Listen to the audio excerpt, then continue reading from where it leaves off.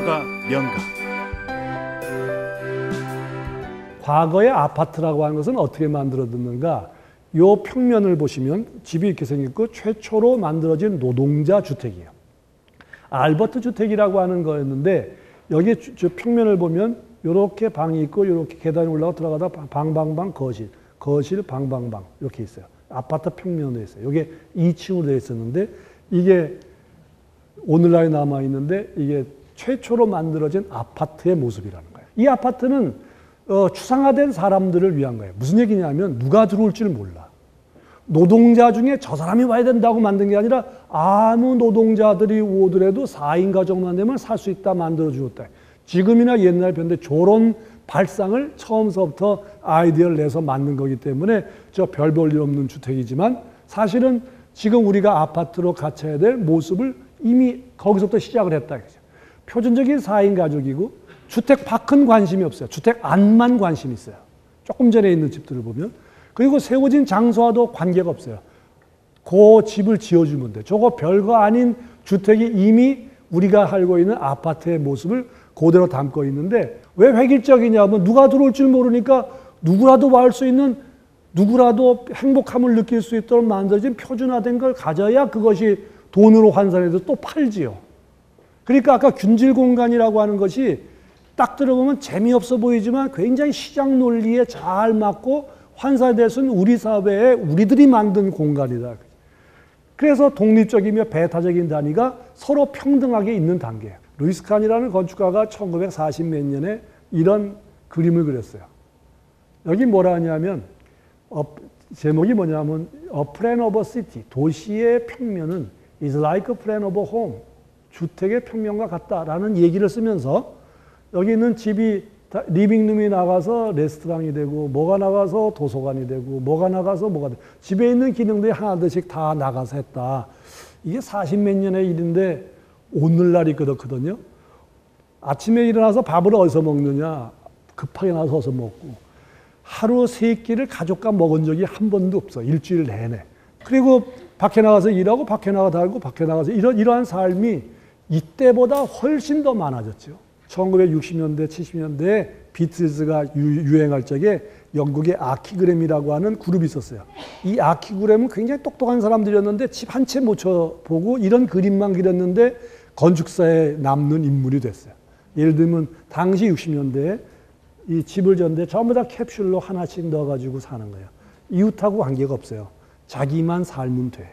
자기의 자족적인 환경을 가지고 만들어는 마치 기계의 부품처럼 사는 것이 이것이 오늘날의 사회다라고 얘기를 했던 것과 똑같은 방법으로 있었는데 보기에는 보면 주택이 단란하고 재밌게 살아야 될 텐데 왜 이렇게 됐을까라는 생각을 하는데 가족이라고 하는 것도 옛날에 미국에 보면 단란한 가족의 모습을 이렇게 그렸는데 이게 단란하대요. 아버지는 아들을 껴안고 있어. 항상 아버지는 아들 껴안고 있더라고.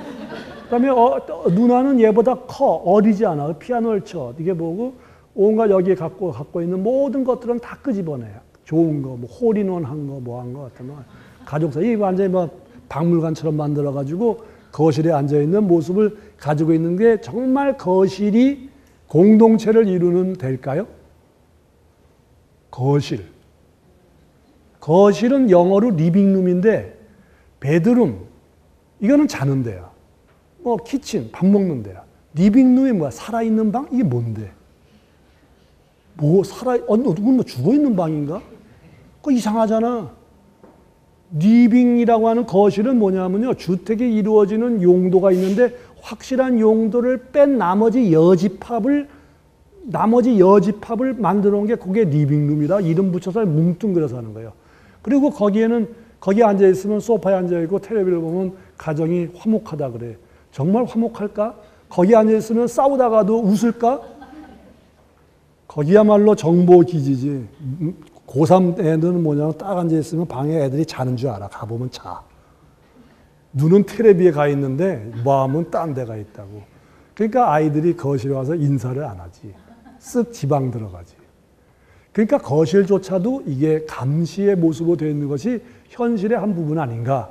그러다 보니까 방을 몇 개를 만들고 리빙룸 하나에 다이닝에 키친 이렇게 만드는 걸 주택이라고 표현할 수 있는가 없다. 왜냐하면 나의 생활은 저거의 합이 아니기 때문에. 거실 더하기 식당 더하기 이런 게 아니기 때문에 그렇다.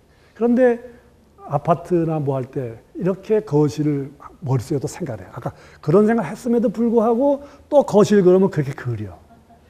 왜 그리냐 그러면 그 살아가는 사람의 분명하지 않기 때문에 다시 그걸로 돌아가게 된다.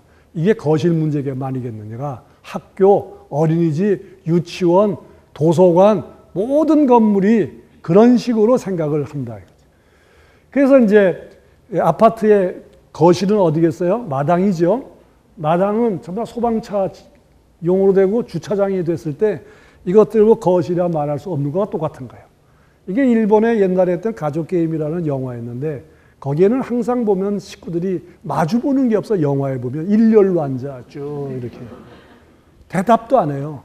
그 영화 중에 유일하게 물어보는 게 있어. 가족끼리 얘기하는 건데 옆집에 있는 어떤 그 집에 아저씨가 죽었다 그랬을 적에 한 번 관심 보이는 걸 얘는 전부 다 똑바로 앉아요. 물론 극단적인 얘기는 하지만 이게 점점 가족이라고 하는 것이 분열돼 나간다 이거지. 그래서 이 일본 사람들이 내셔널이나 뭐 이럴 때 가전 제품이나 이름을 붙였는데 이렇게 붙였대요. 우리나라 용어는 아니지만 옛날에 60년대는 가전이라고 그랬대요. 집에서 쓰는 제품. 그런데 이제 80년 되니까 가짜가 거리 가짜가 됐어. 사람의 생활이 전부 도시에 나가니까 예를 들면 무슨 뭐 자동 판매기 같은 거 있잖아요. 뭐 동집어 놓으면 콜라 나오고 뭐 맥주 나오고 하는 거. 이런 제품들이 많이 났어요. 거리로 나갔다 이거지. 근데 지금은 뭐냐면 가전이나 개전이래. 개인에게 모두가 들어간 거야. 모두 휴대폰, 모두 이어폰, 모두 하나씩들 다 갖고 있다. 이러니까 사람들은 이 제품으로만 해도 벌써 쪼개지기 때문에 건축 공간도 그럴 수밖에 없다라고 해서 지금 이제 이렇게 개개로 쪼개져 나가는데 그 개개로 쪼개져 나가는 것이 개인화돼 가고 있는 것처럼 보이지만 오늘의 요점은 또 다른 공동체를 이룰 수 있는 가능성을 가지고 있는 거기 때문에 그 대목을 너 개인적으로 산다, 떨어져 산다 이렇게 볼 것이 아니라 지금 있는 현상을 굉장히 적극적으로 보험으로써 나타나는 것들이 새로운 건축과 도시와 사회를 만들어가는 방법이 될 것이다. 오늘 얘기가 그런 겁니다. 학교에 대해서 얘기를 좀 해야겠어요. 학교는 중학교를 봤더니 어디나 똑같아. 이거 누가 다 아는 거죠. 어느 학교를 나가도 다 똑같아. 다 평준화돼 있으니까. 평면을 보면 이렇게 쪼개져 있어요. 40년, 50년이 돼도 변함이 없어. 거기에 눈길을 가는 것이 운동장이 넓고 블록으로 뒷전에 물러나 있다는 거예요. 앞에는 운동장, 배산 임수야 완전히. 배산 임수. 그 다음에 여기 보면 이게 뭔가 톡톡톡 잘라진 게 쭉 편복도로 이루어지고 있다는 게 특징이에요. 기본적으로 배치나 평면은 변함이 없어요. 기본적인 단위를 반복을 해서 교실 쭉 하고 뭔가 공간이 좋아지긴 했지만 근본적으로 변화가 없으니까 학교에 변화가 있다 보기가 어려운데 이런 시설들을 뭐라 하면 토탈 인스티튜션이라고 그러는데 이 토탈 인스티튜션이라는 말은 사회로부터 격리된 시설을 얘기해요. 그러니까 수도원, 교도소, 정신병원을 토탈 인스티튜션이라고 그래요. 그런데 학교는 어떤 거냐 그러면 이름 지어서 다음 세대를 키우는 것이에요. 그런데 인생의 가장 민감한 시기예요. 이게 60, 70, 80대 가지고 하는 사람의 삶과 그 가치관이 다른 요거 열 몇 살, 요 20대 그때 들어와가지고 있는 게 때문에 똑같은 5년과 6년이 아니지. 거기에 감가상각을 하고 가점을 줘야 되는 거니까 한 1.5 정도 하면 6년이면 9년이에요. 그런데 그 공간은 특이한 공간이에요. 같은 내용을 같은 공간과 복도에서 살아요. 1년도 아니고 6년을. 내가 정한 기간도 아닌 6년을. 그리고 뒤에도 말하지만 내가 원치도 않는 아이들과 언젠가 잘려져 있어. 그거를 바라는 내가 이상해. 그런데 시간표도 똑같아. 똑같이 들어가서 똑같이 나왔다가 똑같이 쉬고 똑같이 해. 밥도 똑같은 데서 먹어. 세상에 이런 격리 집단이 어딨냐 이거지. 겉으로 볼 때는 굉장히 애들이 뛰어나오고 뭔가 자유로운 거. 그건 애들이 자유로워서 뛰어노는 그 애들의 속성이지 그걸 만들어준 사회가 만들어준 건 아니다. 이렇게 만들어지는 것이 학교다 이거예요. 근데 비유했던 게 뭐냐면 기계장치요, 교육의 시설은 생산공장과 같아야 된다. 이렇게 만든 거예요. 왜 생산공장이냐 그러면 수많은 학생들이 교사가 없는 상태에서 가장 효율적으로 값싸게 얻는 방법으로 이 교육의 시스템을 만들었다. 이것이 오늘날까지 일제시대를 거쳐가지고 오늘날까지 계속되고 있다. 그래서 요새 학교를 어떻게 할 건가라고 하는 건데 다 흐트러버리는 거예요. 교실을, 이건 상상에 관계된 얘기지만 이렇게 할 수가 없겠지만 문제는 뭐냐면 학급을 깨트리고 교실을 깨트리는 거예요. 깨트려서 이것을 만족시키는 무언가의 요소를 만들겠다라고 하는 것이 문제였는데 예를 들면 아주 쉬운 데 있어요. 가정처럼 만들면 돼요. 주택처럼 만들면 돼요. 요거는 네덜란드의 헤르만 헬스베르하라는 사람이 79년인가 80년대에 만들었던 아폴로 스쿨이라는 학교의 건물이었는데 교실에 들어가기 전에 요 코너를 만들었어요. 그 사람이 만드는 건 이런 거예요. 둘이 친한 친구가 오던 길에 물어봐서 너 숙제했니? 숙제 있었어? 라고 깜짝 놀랐다는 거예요. 그렇지만 지금 보니까 30분 남았어. 내 거 베껴. 그래가지고 베낄 수 있도록 마음을 놓고 할 수 있는 자리를 만들어줘야 된다. 아니 왜 웃으세요?